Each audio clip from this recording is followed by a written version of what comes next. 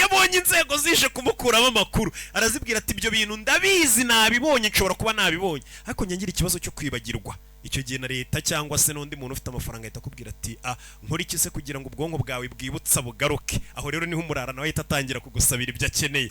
aho turi kuvugana umva as a flashlight Balos rero urabona twari duturanye yari afite itoroshi flashlight itoroshi nyine risanzwe twadutoroshi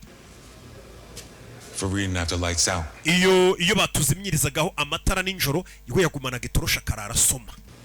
can you get it for me iyo toroshi wayimbonera nanjye nkaguha amakuru ukeneye ibyabaye ninjoro urumva muri gereza uri muri gereza wifite ibitabo byawe byinshi ubumeze nk'ufite televiziyo na filime ubundi niko ibitabo twe tubibara byibura bikumara irungu usoma ibitabo ugasoma bukaba bwanagukeraho ukiri gusoma ibitabo ku buryo bo waryo wemeze nk'uraye ku gaserikaro kuri kukareba sasa yari kuvuga ati hari igihe rero leta ituzimiriza amatara kare ugasanga leta muri gereza ibazimiriza amatara saa moya kandi wenda ushaka kuryama saa sita z'ijoro ugasanga ntago ubonye umwanya wo gusoma igitabo niyo mpamvu imfungwa rero hano ugomba mfasha agapoze gato ibibwiye afanda ati nkeneye itoroshi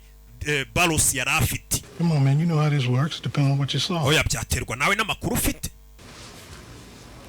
Wesson came for him in the middle of the night mu gicuku rwose hagana mu gicuku hagati twagiye kubona tubona ofisiye Wesson aje kumureba which is strange but cyari bitangaje ubundi ntabwo bisanzwe iba ko umwofisiye yaza gusohora imfungwa mu gicuku then he opens up his cell his emergency key arangije afungura akagereza Wesson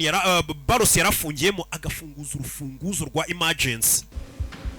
kuki Instead of having the shift guard buzz him in bivuze ngo ntago yigeze abwira abandi bofisiye bari bari kuri shift ngo babazinge hari ikibuto bakanda imiryango igafunguka kinasakuza exactly yakoresheje urufunguzo now why would he do that unless things wasn't on the up bivuze ngo nimba yakoresheje urufunguzo agafungura ahantu David Balos yarafungiye harimo akabazo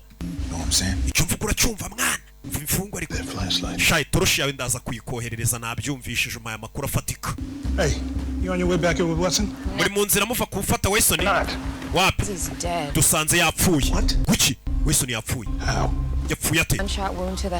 tubonye ari isasu ryamwinjiye mu mutwe ahita apfa Yagasani tuzi uwamurashe dutegereje abakora iperereza bamenye ngo ninde wamwishe ariko hari umuturanyi wabonye neza neza umuntu usa nka Balos ngasohoka mu rugo rwe mbere yuko yumva isasu uri kunyinisha ikindi ngo Balos ntabwo yari ari wenyine ngo hari umugore wari umutwaye ubwo ni Rachel Mills Any chance we can get them before they hit the back roads? Umva twabona mbere yuko bongera gusubira mu muhanda. No one thought he'd be crazy enough to come back here. Nta muntu waruzi ko uriya mugabo yabara umusazi ku buryo yagaruka kwa Wesson. Just to kill Wesson. Ariko nanjye sinumva ukuntu imfungo yacitse gereza aho kugira ngo itoroke igihugu cyangwa se ikomeze ijya kwihisha kure yasubira inyuma ikagaruka ngo kwica umuntu yihorera. I'll dig into Wesson and see what I can find. Urabizi ahubwo na Wesson reka dutangire tumukoreho iperereza. Umvishije ariko abapolisi